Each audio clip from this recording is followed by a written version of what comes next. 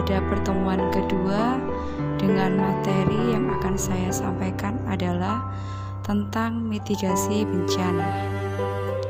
Semoga kalian tetap semangat menerima materi ini. Materi ini pernah kalian pelajari pada waktu di SMP. Mitigasi bencana ada dua kata, yaitu mitigasi dan bencana. Kedua kata itu saling terkait. Ada dua hal yang harus dipahami antara gejala dan bencana. Mari kita mengingat kembali pelajaran dulu yang pernah kalian pelajari di SMP. Akhir-akhir ini Indonesia seringkali dilanda bencana, mulai dari tsunami hingga gunung meletus. Untuk itu perlu adanya mitigasi agar meminimalisir kerugian akibat bencana tersebut. Tahukah kalian yang dimaksud mitigasi? Mitigasi adalah suatu upaya yang dilakukan untuk mengurangi dan atau menghapus kerugian dan korban yang mungkin terjadi akibat bencana, yaitu dengan cara membuat persiapan sebelum terjadi bencana. Mitigasi sangat berguna untuk mengurangi kerugian yang ditimbulkan akibat suatu bencana. Bagaimana cara melakukan mitigasi? Untuk lebih memahami tentang mitigasi, mari simak dan pelajari materi berikut bersama dengan seksama. Sebelum masuk ke materi mitigasi bencana alam, ada pun kompetensi dasar. Yang pertama, menerapkan prosedur mitigasi bencana alam.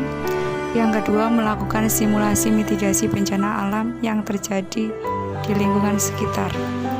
Adapun tujuan pembelajaran ini diharapkan peserta didik memahami konsep bencana alam, mengklasifikasikan jenis-jenis bencana alam, menganalisis adaptasi penanggulangan bencana alam, melakukan usaha pengurangan risiko bencana alam, serta mempresentasikan laporan sebaran daerah rawan bencana di Indonesia. Mitigasi bencana terdapat dua kata, yaitu mitigasi dan bencana. Mari kita pelajari kata bencana. Bencana adalah peristiwa rangkaian yang mengancam dan mengganggu kehidupan dan penghidupan masyarakat yang disebabkan baik oleh faktor alam dan faktor non-alam maupun manusia, sehingga mengakibatkan timbulnya korban jiwa manusia, kerusakan lingkungan, kerugian harta benda, dan dampak psikologis. Bencana dibagi menjadi tiga berdasarkan sumbernya. Yang pertama, bencana alam. Bencana yang diakibatkan oleh peristiwa atau serangkaian peristiwa yang disebabkan oleh alam. Contohnya gempa bumi, tsunami, gunung meletus, banjir, kekeringan, dan angin topan, serta tanah longsor. Bencana alam yang kedua yaitu bencana yang diakibatkan oleh peristiwa serangkaian non-alam. Contohnya berupa gagal teknologis, gagal modernisasi, epidemi, dan wabah penyakit yang sekarang yaitu COVID-19. Yang ketiga adalah bencana sosial. Bencana yang diakibatkan peristiwa atau serangkaian peristiwa yang diakibatkan oleh manusia. Contohnya konflik sosial antar kelompok atau antar komunitas masyarakat dan teror. Tiga definisi bencana alam tersebut terdapat pada Undang-Undang Nomor 24 Tahun 2007. Mengacu pada pengertian bencana alam, secara umum bencana alam diklasifikasikan menjadi tiga jenis. Yang pertama, gejala alam geologi, yakni bencana yang terjadi pada permukaan bumi. Contohnya adalah gempa bumi, tanah longsor, gunung meletus, dan tsunami. Bencana alam yang kedua adalah meteorologis atau klimatologis, yakni bencana alam yang terjadi karena perubahan iklim ekstrim. Contohnya adalah bencana kekeringan pada musim panas dan kebanjiran pada musim hujan. Yang ketiga adalah bencana alam ekstraterestrial, yakni bencana alam yang terjadi karena sesuatu yang terjadi di luar angkasa. Contohnya adalah asteroid yang menghantam bumi, badai matahari, meteor. Yang keempat adalah bencana wabah penyakit, yakni peristiwa di luar biasa di mana suatu penyakit tersebar secara pasif pada suatu daerah tertentu. Contohnya adalah penyakit difteri yang belakangan menelan banyak korban, dan sekarang juga adalah contohnya COVID-19. Selanjutnya, kata kedua, mitigasi dari mitigasi bencana, yaitu suatu upaya yang dilakukan untuk mengurangi dan untuk menghapus kerugian dan korban yang mungkin terjadi akibat bencana, yaitu dengan cara membuat persiapan sebelum terjadi bencana. Tujuan utama mitigasi adalah untuk mengurangi risiko dan dampak bencana. Secara umum, mitigasi dibagi menjadi dua jenis, yaitu yang pertama, mitigasi struktural adalah upaya mengurangi risiko bencana dengan cara melakukan pembangunan fisik dengan spesifikasi tertentu dan memanfaatkan teknologi.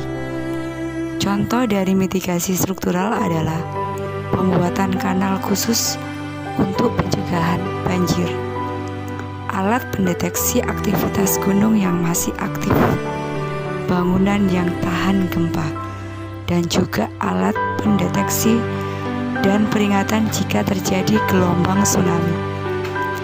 Yang kedua adalah mitigasi non-struktural, adalah upaya mengurangi dampak bencana yang mungkin terjadi melalui kebijakan atau peraturan tertentu.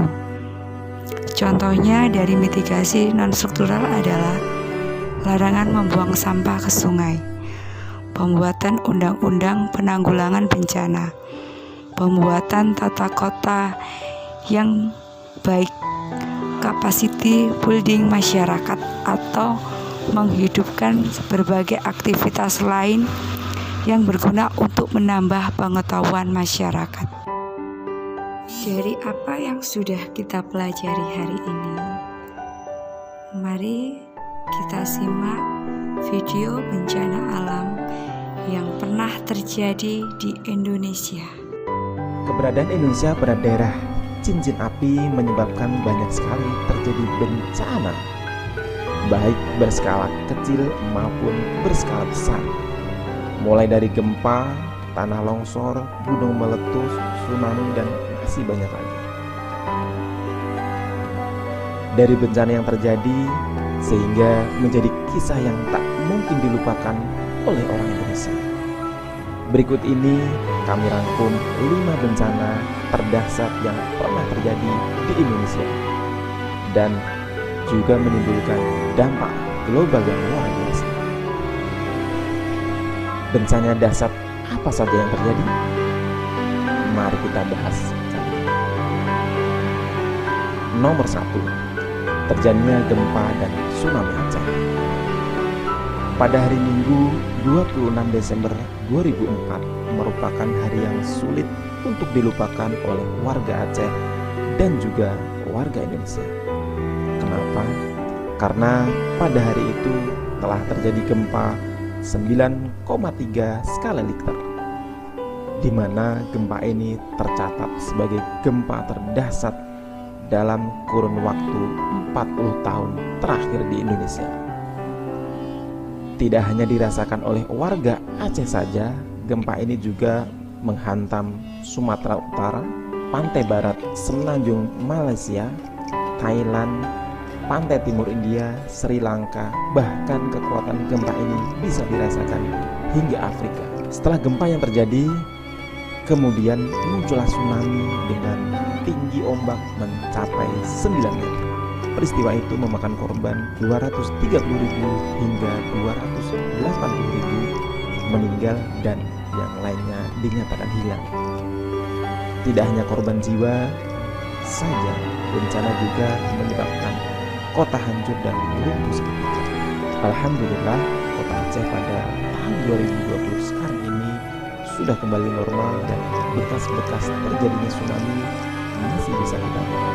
Salah satunya adalah kapal PLTD Apung yang berada di kota Aceh karena terbawa tsunami. Nomor 2, terjadinya letusan Gunung Kelut. Pada hari Senin 19 Mei 1919 adalah hari yang mengerikan bagi warga Kediri, Jawa Timur. Kenapa?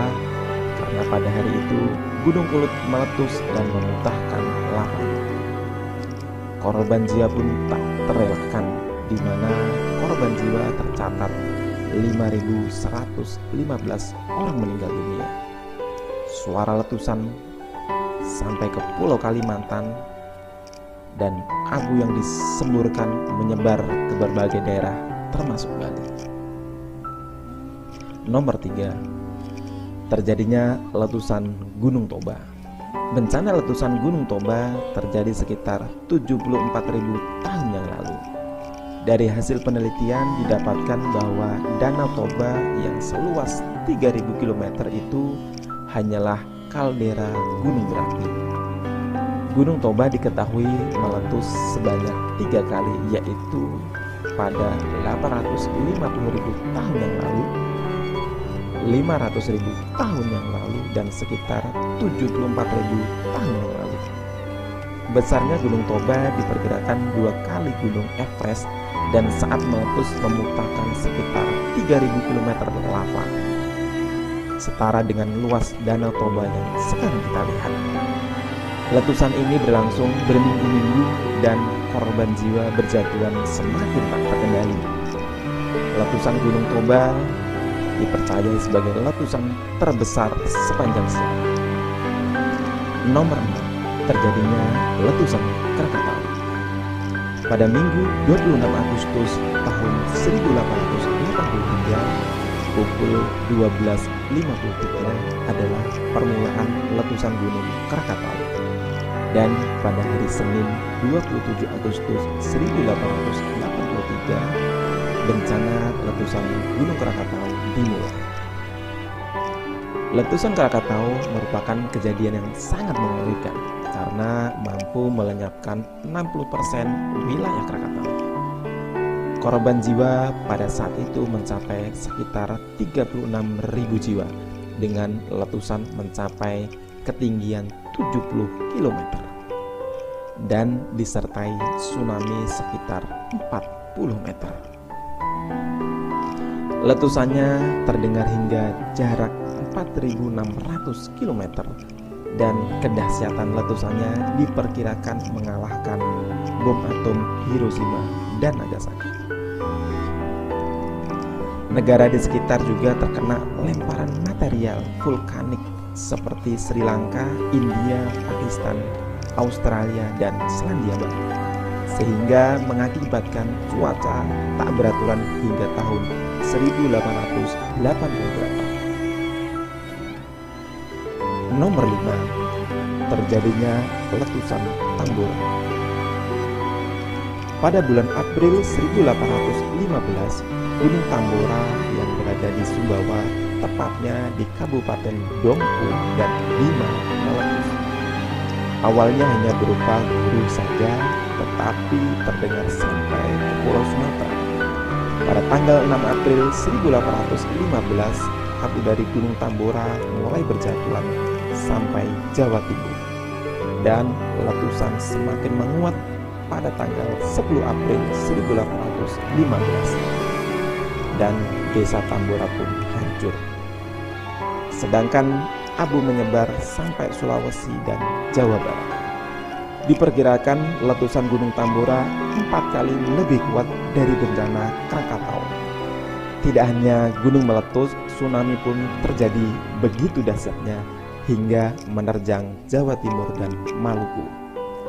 Jumlah korban pada saat itu mencapai 71.000 jiwa dan letusan Gunung Tambora mengakibatkan penyimpangan iklim global sehingga masa itu disebut tahun tanpa musim panas.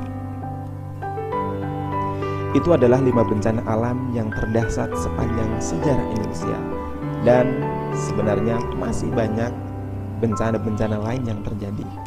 Semoga dengan mengenang bencana-bencana yang terjadi sebelumnya semakin meningkatkan kepedulian kita kepada alam sekitar dan mampu meningkatkan keimanan kita kepada Tuhan Yang Maha Esa, Allah Subhanahu wa Ta'ala. Semoga bencana-bencana yang mengerikan tersebut tidak lagi terjadi di tanah air tercinta ini. Amin ya Rabbal Alamin. Setelah mengamati video bencana alam, menurut kalian, Indonesia paling banyak mengalami bencana alam geologi, meteorologi, ekstraterestrial, ataukah ketiga-tiganya pernah terjadi? Nah, silakan dijawab pertanyaan ini sebagai tugas di rumah. Kemudian lakukan analisa bencana alam di Indonesia. Indonesia paling banyak mengalami bencana alam apa? Mengapa Indonesia mengalami bencana alam tersebut?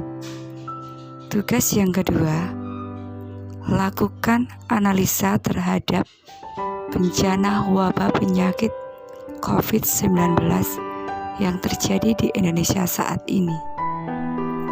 Susunlah informasi yang kalian kumpulkan dalam bentuk PowerPoint yang minimal berisi lokasi kejadian, faktor penyebab, korban, dampak terhadap kehidupan, dan upaya penanggulangan.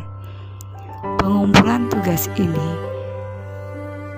dikumpulkan sebelum UTS semester gasal untuk yang PowerPoint penyakit COVID-19.